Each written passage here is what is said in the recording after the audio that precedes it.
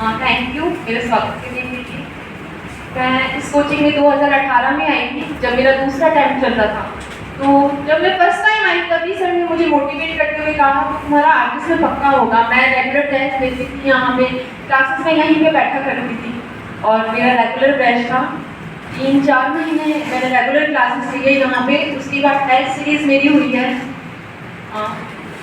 तो जब मैं टेस्ट सीरीज लेती थी तो सर मेरी स्पेशली कॉपी चेक करते थे और मुझे मेरी कमियां बताते थे कि यहाँ आप एक्स्ट्रा लिखो, इस तरह से आप और मेहनत करो। तो ये एक मेरे लिए मोटिवेशन भी था सर का। जब मैंने इंटरव्यू दिया मैंने होगा और क्लास में तुम्हें आना है, और उस साल मेरा सिलेक्शन नहीं हुआ। मैं 1 नंबर से फाइनल सिलेक्शन में रह गई। तो वो उस वक्त मेरे लिए सबसे दुख की बात थी, क्योंकि सर ने भी मुझे कहा, और आर्टिस्ट बनना मेरे फादर का सपना था। जब मैं बहुत छोटी थी, 14 ईयर्स थी, तब मेरे फादर नहीं रहे और उनका सपना कुछ इस तरह था कि मैंने उसे पूरा किया, और उस सपने ने मुझे कभी सपने नहीं लेने दिए। मैं सो नहीं पाई और लगातार उसमें तैयारी करती रही। जब सर ने भी मुझे मोटिवेट किया, फिर मैं नेक्स्ट ईयर कोरोना आ गया। शायद वो मेरे लिए आया था, क्योंकि मैं इतना दुख में थी। फिर मैंने अपने आप को वापस से सही किया और तैयारी की। उसी बीच मैंने शादी हुई और उसके बाद मुझे ससुराल भी इस टाइप का मिला कि मैं हमेशा सहयोग मिला। मुझे हमेशा हस्बैंड ने मुझे हमेशा प्रेरित किया। जिस तरह से आज मेरे फादर इन लॉ और मेरे हस्बैंड मेरे साथ हैं, उसी वक्त जब मैं तैयारी कर रही थी, इसी तरह ये हिम्मत बन के उस वक्त भी मेरे साथ थे।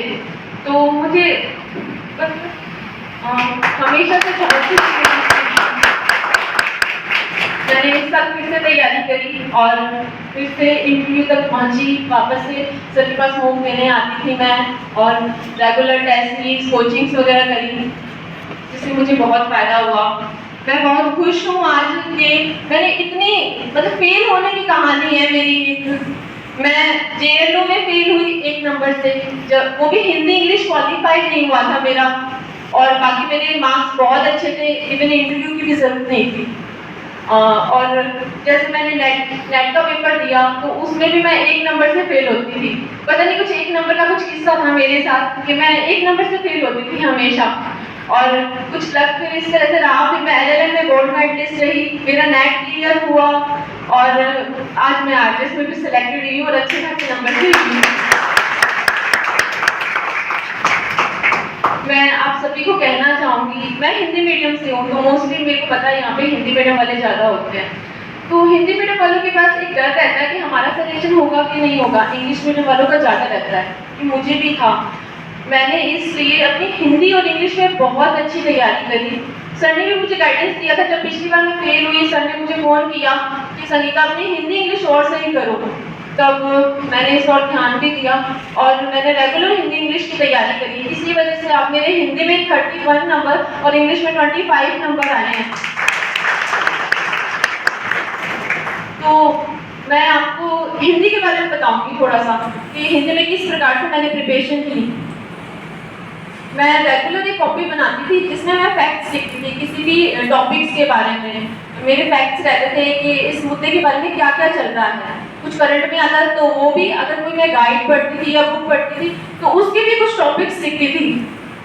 वो मुझे बहुत हेल्पफुल रहे। मुझे अपना हिंदी का ऐसे लास्ट में कैसे एंडिंग करना है, मैं इस पे ध्यान देती थी। कुछ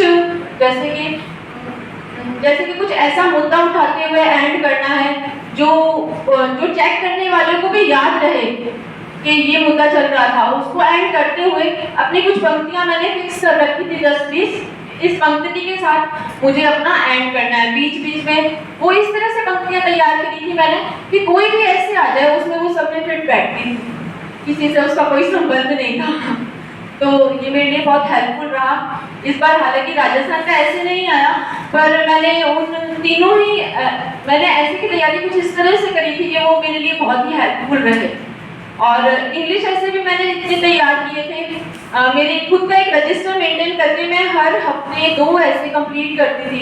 एक लिस्ट तैयार करती थी कि 30 या 35 ऐसे मैंने रेडी करने हैं और फिर मैं उसे नेट से कहीं से भी सर्च करती थी और इस लैंग्वेज में करती थी कि वो मुझे अच्छे से समझ आए, क्योंकि मैं हिंदी मीडियम की थी।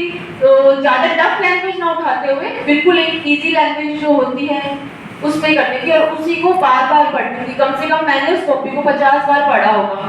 तो वो इस तरह से रटा भी नहीं पर याद भी इस तरह से हो गया कि जब मैं जैसे लिखती थी तो मुझे बहुत ही ईजी फील होता था। तो यहाँ पे मैं आई हूँ, आज मुझे बहुत खुशी हुई है और सर से मिलने की तो मुझे बहुत ही खुशी हुई है। और पूरे रास्ते सोच रही थी कि ये बोलूँगी वो बोलूँगी, अभी तो कुछ याद नहीं आ रहा ऐसा। जब मेरी शादी हुई, मेरा डेडिकेशन आर्टिस्ट के लिए इतना था कि जब मेरी शादी हुई, जो पहली बार पग फेरे में जाती है, तो मैं 3 कार्टून भर की किताबें लेके आई थी अपने ससुराल में। तो और बस हमेशा बस ये था कि बनना ही है, तैयारी करनी ही है, इसे छोड़ना नहीं है, आर्टिस्ट तो मुझे बनना ही है। ये मेरा दृढ़ निश्चय था जो मुझे आज इस मंच पे यहाँ लाके खड़ा कर दिया है मुझे और मुझे सफलता दिलाई है।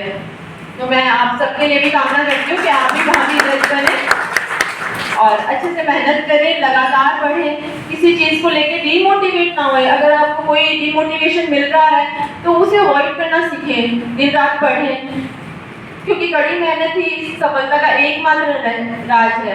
और अगर आपसे कोई ये कहे कि आप नहीं बन सकते या आपकी किस्मत में नहीं है, क्योंकि कई बार मेरे को भी ऐसा लगता था कि आपकी किस्मत में नहीं है क्या आर्टिस्ट बनना, तो कभी आपको ऐसा लगे कि आपकी किस्मत में नहीं है तो हमेशा याद रखना कि जब हम अपनी पूरे प्रयास से चुनौती देते हैं किस्मत को, तो फिर हमारी किस्मत और प्लेनेट तो उसी समय बदल जाते हैं। ऐसे गीता में कहा है, तो मैंने अपनी ऑनलाइन में कहा। तो थैंक यू सो मच और आप सभी को भी बहुत बहुत शुभकामनाएं ताकि आगे आप बने।